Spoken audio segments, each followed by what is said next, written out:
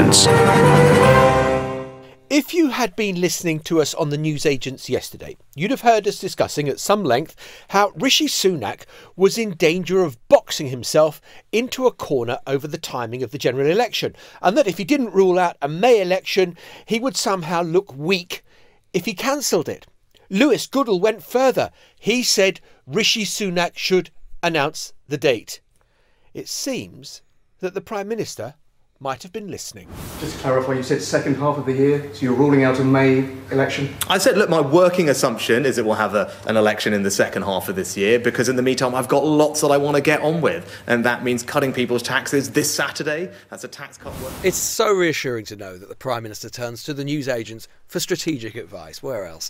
But it wasn't just Rishi Sunak speaking today. Keir Starmer was making his first big pre-election address of the year as well. It really feels like the countdown to 2024 has begun. Welcome to the News Agents. It's John. It's Lewis. And I think that if we had any grace and class, which we don't, we would be sending Rishi Sunak an I'm a news agent sweatshirt. Yeah. Well, let's do it. Let's do it. Let's do it. And let's do it. And one to Sir Keir Starmer as well. Yeah, of course. So that we're even-handed. Yes, of course. Bipartisan. Exactly. We might send a key ring to the Lib Dems or something. But it really did feel that the Prime Minister was also making the same sort of calculations about the dangers involved of getting himself cornered into seeming that a May election was becoming more and more probable when, if he didn't go ahead with that, when the Tories are still 20 points behind in the polls, that it would somehow look like an act of, I don't know, weakness or vacillation on his part not to go ahead with it. John, I think, look, Number 10 and Sunak strategists were looking at exactly the same newspaper stories that we were looking at yesterday when we were saying that Labour were clearly planting stories and talking up the prospect of a May election in order to perform that little bit of strategy that we talked about yesterday, which was to then accuse him of being for it and running away from it. They've realised that, they've shut it down, although it is worth, of course, just noting that Sunak, it was quite a clever formulation, a form of words, what he said. He said it was his working assumption that the general election would be in the second half of this year. I think that almost certainly means that it will be in the second half of this year. We've talked about this many times even last year, and I've always thought that it would be at the very back end of next year, just because I think the sort of macroeconomic conditions, the political conditions are such that why on earth, when you're so far behind in the polls, would you try and dissolve Parliament in March and go for an election then? But I suppose he has just left himself the tiniest little bit of wiggle room that if something were to happen, something dramatic and the polls were to narrow, he could theoretically still go for May or June, although I think it's unlikely. I think we are looking at November. Or conversely, that if he knows that something terrible is about to happen and that the mortgage rates and when there aren't going to be cuts in interest rates or whatever it happens to be, that kind of will just make life even more difficult for an autumn election, then you could see that why he might go early. And I suppose now that we have got that statement that the working assumption is the second half of the year, you can almost work it out. Yeah. It's not going to be July. It's not going to be August when everyone's on holiday. No. September, people are just back. You've got the party conferences at the end of September. So presumably you dissolve Parliament sometime a little while after that, and early November, mid-November election, coinciding, of course, with the US presidential election. Yeah, I think people should, listening to this, should put the 14th of November, Thursday the 14th of November, and Thursday the 21st of November as when in their diaries. No, definitely don't go on holiday. Definitely don't go on holiday unless you like politics, in which case you've clearly got a masochism problem listening to this show every day. But no, they should put 14th, circle the 14th and the 21st, because like you say, John, I think September will be too early because you've got to have the campaign over the summer. You don't want to do that. I think theoretically, you could imagine maybe something like the 31st of October if they decide that they don't want to have the party conferences and it would be too odd just before an election. That doesn't usually happen. Then you could dissolve Parliament in late September, forgo the party conferences, have a sort of 4-week campaign or so.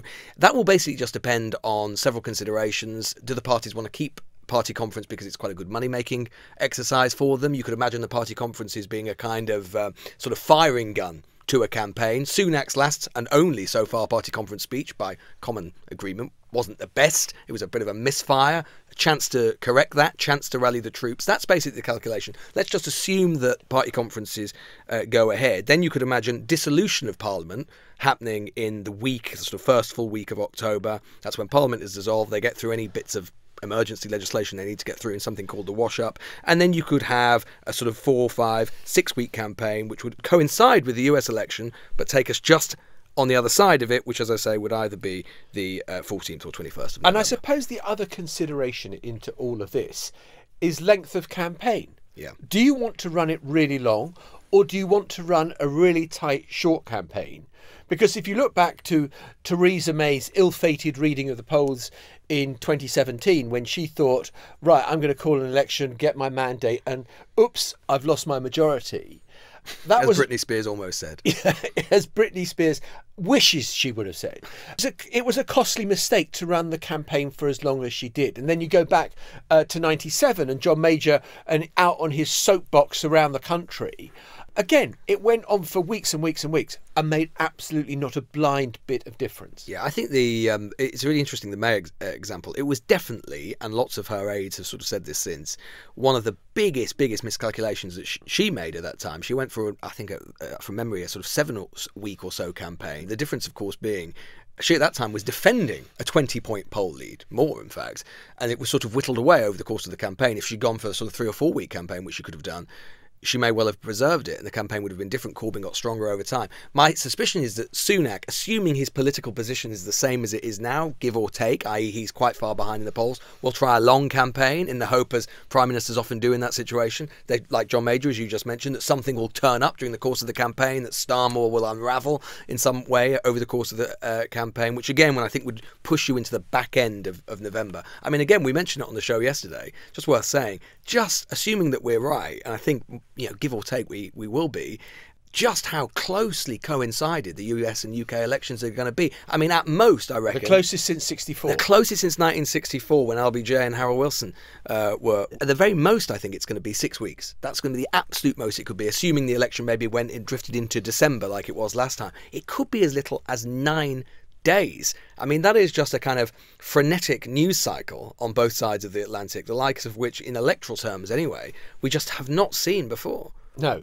I mean, obviously, what is happening in a UK general election does not bleed into what happens in a US presidential election, because, frankly, in the US, they're not overly interested. No. But you could see the huge interest there would be on the British side of what is happening in the United States of America. And if you've got Donald Trump running, the questions about, so are you looking forward to working with Donald Trump for a second term, and how you navigate all of that when you've all got the disobliging quotes you've made about Donald Trump in the intervening period. And I would imagine that the British Embassy and other embassies in Washington, I mean, they're trying to buy shares again back into Donald Trump to re-ingratiate themselves with various members of the Trump campaign, because it's possible. It's very possible that he is going to be coming back for a second term. Yeah, totally. And I think that is why, potentially as well, there may be a calculation that to push it back into the back end of November, just to have a little bit of breathing space, a little bit of time in British terms between the two elections. We talked before about us struggling to see, and I think this is right, what the security implications are of happening close to each other. But I do think the kind of sort of potential tumult of rapid changes of government and big electoral contests happening extremely close together between two, permanent UN Security Council members, Five Eyes members and so on, you might want to put a bit of space. That will probably be a small part of the calculation, but only a small part. So that's Sunak. In a moment, we'll be back with Starmer. What about Starmer? He's been out today with, I thought, what was quite a big and significant speech in him trying to lay the foundations and lay the principles on which Labour would fight the next election. With respect and service, I also promise this: a politics that treads a little lighter on all of our lives. Because that's the thing about populism or nationalism. Any politics fuelled by division, it needs your full attention, needs you constantly focusing on this week's common enemy. And that's exhausting, isn't it? On the other hand, a politics that aspires to national unity, bringing people together, the common good, that's harder to express, less colourful, fewer clicks on social media, and in some ways, it's more demanding of you. It asks you to moderate your political wishes out of respect for the different wishes of others. I mean, 45 million voters can't get everything they want. That's democracy. I thought that was a really interesting passage of a speech which was quite interesting, contained similar sort of themes that we've heard from him before, but I thought that was one of the most novel bits and the most interesting bits of positioning, and a really astute one, actually, because what he was basically doing there was channeling both, weirdly enough, both the kind of Biden prospectus that had taken him to office in 2020, and actually, funnily enough, the Boris Johnson one in 2019, which was, I can make the chaos stop. You've been in a car hurtling at 120 miles per hour for year after year after year. And it is politics, that is intruding too much on your life and your lives. And that is I've sat in on focus groups on this, and that is a theme that comes up again and again and again. The weariness with politics that voters have after years where it has intruded on their lives and where they feel that there has been division. And it was smart in the sense that he was actually articulating something that I think a lot of people who are not on the sort of populist end of things, not on the culture war end of things, not on the sort of nationalist end of things, have been yearning to hear, which is a politician actually articulating a politics of the common good and a politics of unity. And that does set him up not only against potentially elements of the Conservative Party, but also really interestingly against, as we've discussed and reported on this show, the sort of rising tide of populism and nationalism across Europe. I mean, we could end up in a situation where in a year's time, people have been very fashionable to kind of knock Britain and British politics over the last few years, but Britain might end up looking like a country of some stability and of liberal values by comparison to what is going on in continental Europe and indeed potentially the United States under Trump and under Starmer if he's elected. Yeah, well, I do think that whoever wins, if it is Starmer or it is Sunak, you're not going back to the raucous populism of Johnson. And I thought that actually kind of the fall of Boris Johnson, and this isn't a party political point, it's a kind of good governance point, that it was a victory for sensible, rule-based kind of administration. And Sunak is a long way from the kind of posturing and from the boosterism and the lies of Johnson and the traducing of government and parliamentary norms as well that went on. I think that's true in terms of Sunak as an individual. I think what Starmer is trying to do, which I think probably does have some justification, is set himself up to say that Sunak may not be necessarily responsible for some of these forces, but his party is can't help itself, is addicted to this kind of politics of almost sort of bloodlust type politics, of a politics of constant kind of aggression and division, and that Sunak is too kind of feeble and too weak to resist being dragged onto that territory all of the time. And I think that's the kind of juxtaposition he's trying to set up. He's trying to say, I stood up to the sort of more extreme elements of my own party. He's unable to do the same to him. I mean, it is a remarkable journey that the Conservative Party has been on if you take a long view of it, which, if you go back to Willie Whitelaw, when he was Maggie Thatcher's right-hand person, and the memorable phrase of Thatcher that everybody needs a Willie, was that he said that his job was to go round the country stirring up apathy. Yes. That we want to go back to your car metaphor. It was something very similar in 2020 in the US, where you felt you had been driving in a car with the heavy metal channel on at volume 10, and people were just crying out for a bit of smooth, easy listening jazz at volume 5, and that Joe Biden would be that voice that would push kind of politics into the background. It wasn't, oh my God, I've got to turn on the radio now to find out what Donald Trump has tweeted overnight, which is what it was like in America. And what latest bit of madness are we going to be catapulted into? I just add as the corollary to that, when Biden did become president, viewing figures for TV cable news channels and the like plummeted. Mm-hmm. Because, of course, if you've got it as background noise, you don't need to listen. So the newsagents, we should be very careful about what we wish for.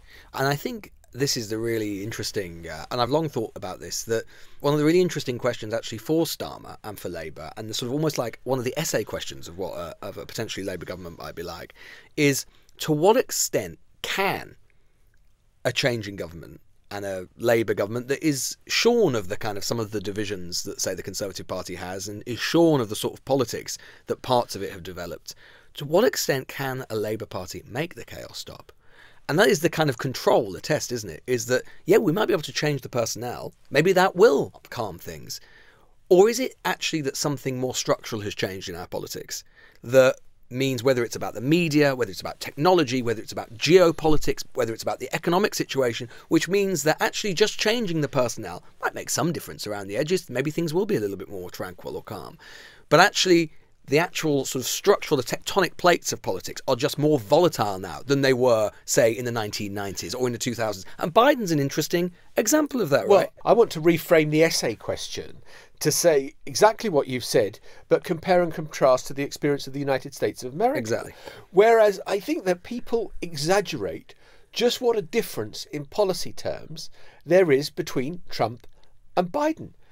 Biden is an economic nationalist as well. He hasn't done a trade deal with the UK. He's not engaged in doing things like that. He's much more interested in American jobs for American workers. Foreign policy as well, if you look at what he did over Afghanistan, that was the continuation of Donald Trump. Now, maybe Trump would have done differently over Ukraine. But there is a lot that has continued in much the same vein. But it hasn't been done with this sense of pugilism, this sense that I'm angling for a fight the whole time, defining yourself by your enemies and all the rest of it. Biden has changed the language in which American politics has been conducted. Now, is America any less divided? No, probably not. But is everything at the same screaming pitch that it was when Trump was president? No, it's not either that. And I think that's exactly it. You know, you can imagine a situation in which Starmer and Labour change the tone, but they don't change the terms, or they're not substantially able to change the terms, because the terms, in many ways, will remain the same. The economic situation, for a long time, will still be difficult. The geopolitical situation could end up being completely nightmarish. And, of course, what has happened up to now, in terms of the tone of politics, isn't just going to sort of be rewound to zero. It's all happened. The division over Brexit, everything that's happened since 2019, the Johnson government, the changes to the Conservative Party, that will probably endure. That's another crucial question. You might want to sort of retreat from the battlefield, from the sort of culture wars and from that tone. But what do your enemies want to do? Do your enemies want to leave it alone? We've talked before about the possibility of the Conservative Party ending up in a more radical place, slightly more radicalised place in opposition. And you've got the sort of conservative media ecosystem like GB News and so on there in the way that they haven't been before. Your enemies could become more radical, dragging you and buffeting around. So you might want to change things. And I think that's admirable. And as I say, I think a lot of people do want to have a calmer politics, and they don't want a politics which is of constant aggression. But just because you want that doesn't mean that the circumstances around you are going to fundamentally change. In fact, you know, we're not in 1997 anymore, Dorothy. Things are different. Yeah, things are different. Things have changed. I think that underlines the central difficulty for the Conservative Party fighting the next election. You cannot deny the 13 years, 14 years of chaos that there have been. The 5 prime ministers, the turmoil, the divisions, the backbench revolts, the mutinous mood of so many people, the dragging to the right, as you are correctly describing, and that it will be dragged still further, you know, if the Reform Party starts really getting some traction. Those things just can't be ignored. And so you might just get the situation where people didn't vote for Joe Biden in 2020 because they believed in Bidenism or Bidenomics or whatever it was. They'd just had enough of Donald Trump. And there's the potential that the British people just say, at the end of the turmoil that we have been through and the dysfunction and the honours lists and the lies and Partygate and you name it, people just say enough of the Conservatives. We need a change. And Keir Starmer today talking about hope, you kind of went back to Barack Obama in 2008. But it's also in terms of what happens next, in terms of what a Labour government can do. Again, the tone is the easy thing to change, at least from the office of the Prime Minister. And as you say, John, to some extent that tone has already shifted under Sunak by comparison to Truss or to Johnson. But fundamentally, a Labour government is going to be judged on the extent to which it can revivify and indeed rescue public services. And in terms of that, the macroeconomic situation is still going to be extremely difficult. And actually, in terms of boosterism, well, actually, you could point that in Starmer's direction as well. I mean, he's talking about getting the strongest growth in the G7. Now, America is currently growing at an annualized rate of 5%. the American economy remains extremely dynamic. For all of Biden's travails and that we talk about Americans not feeling it, my word, I mean, their economy is in a far stronger position than our own or indeed other equivalent European economies. That is pretty optimistic, pretty Panglossian. I mean, whenever Starmer is asked about the crucial question, which is how do you restore public services when there is less money, at least in the short term?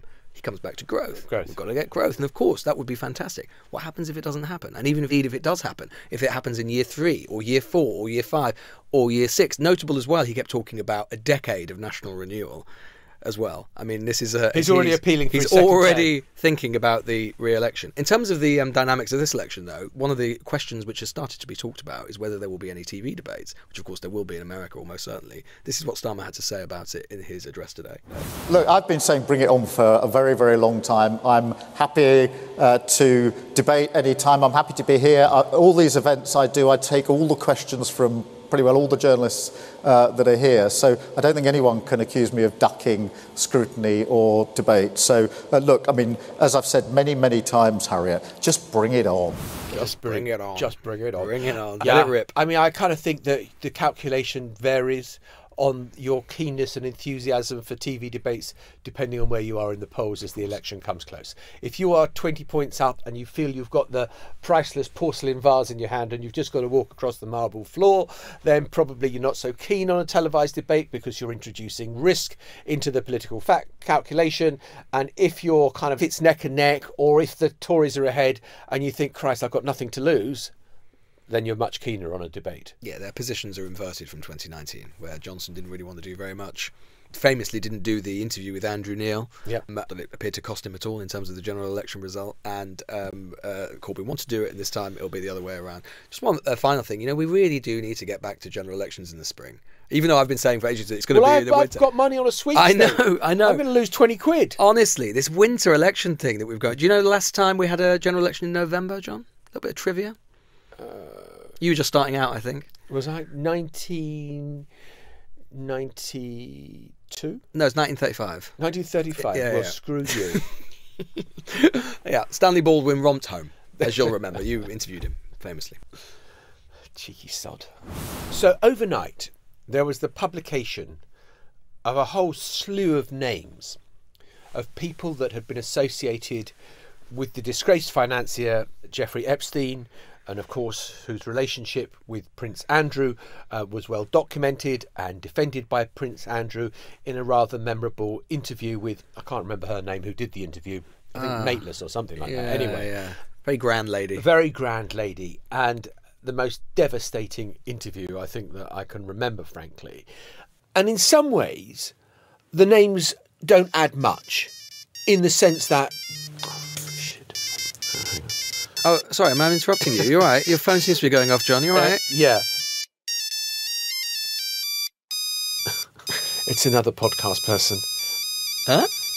I'm trying to record a fucking podcast. Oh, we've got to leave this in. I don't bloody need Alistair Campbell ringing me now. Put him on speaker. Hi, Alistair. Are you all right? Did you get my message about the football? Yeah, I did. You're in the middle of a recording of a proper podcast, Alistair. I can't do it, unfortunately.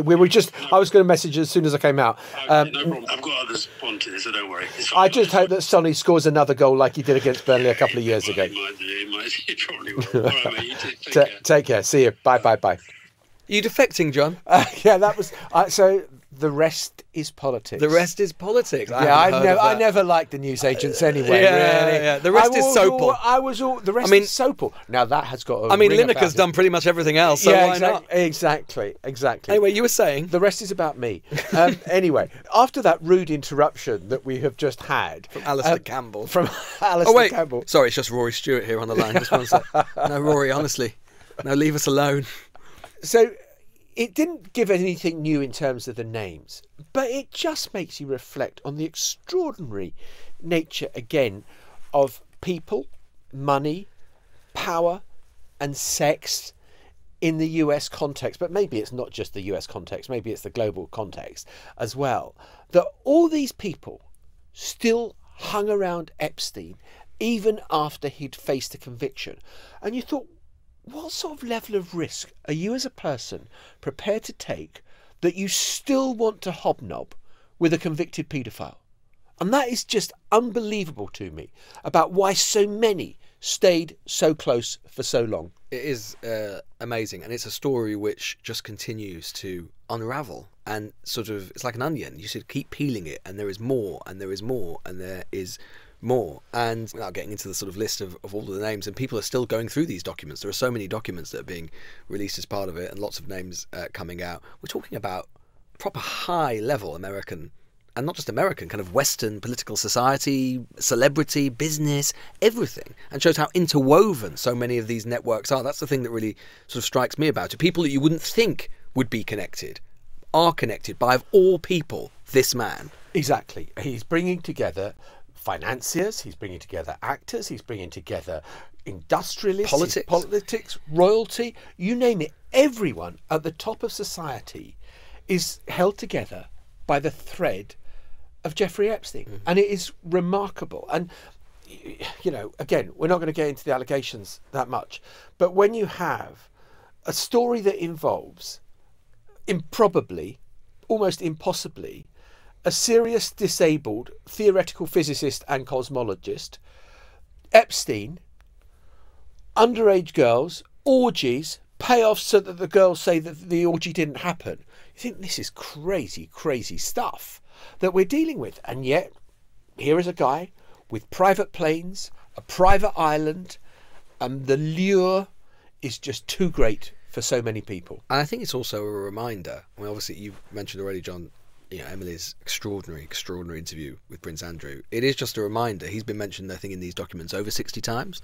It is just a reminder that although he has stepped back from his sort of public duties in the royal family and so on, he is still a member of the royal family, albeit a disgraced one. And this story, which is still unravelling even now, there still isn't a full stop on it, still continues to pose a real risk, a reputational risk, political risk, not only to the man himself, but to the royal family as an institution and to the still newish king. And as I say, despite the fact they've put distance between themselves and he's still occasionally, you know, who's at the funeral and so on, he is still there sometimes, like a ghost at the feast, and reminds us all of that extraordinary element of the story as well, which is, of course, he has settled with Virginia Giuffre, who he still claims, one of the Epstein's victims, who he still claims he never ever met. Well, we know that there was a multi-million-pound settlement between Prince Andrew and Ms. Giuffre, and that he says that he's never met her. So that's the situation as it stands.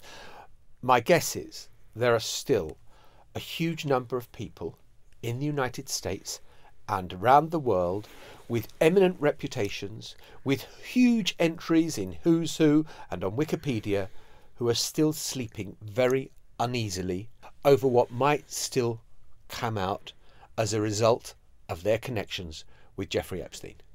Lewis will be back tomorrow, holding the fort. No, it's true, because you've had a tough 2 days back, so it's good that you're off tomorrow. Yeah. No, you must be knackered. Exhausted, yeah. Exhausted. No. You take it easy, my friend. I'll try. Yeah, I'll be thinking of you. Okay. See you. I'll see you next week. Emily's back on Monday. Bye. Bye-bye. The Newsagents. This is a Global Player original podcast.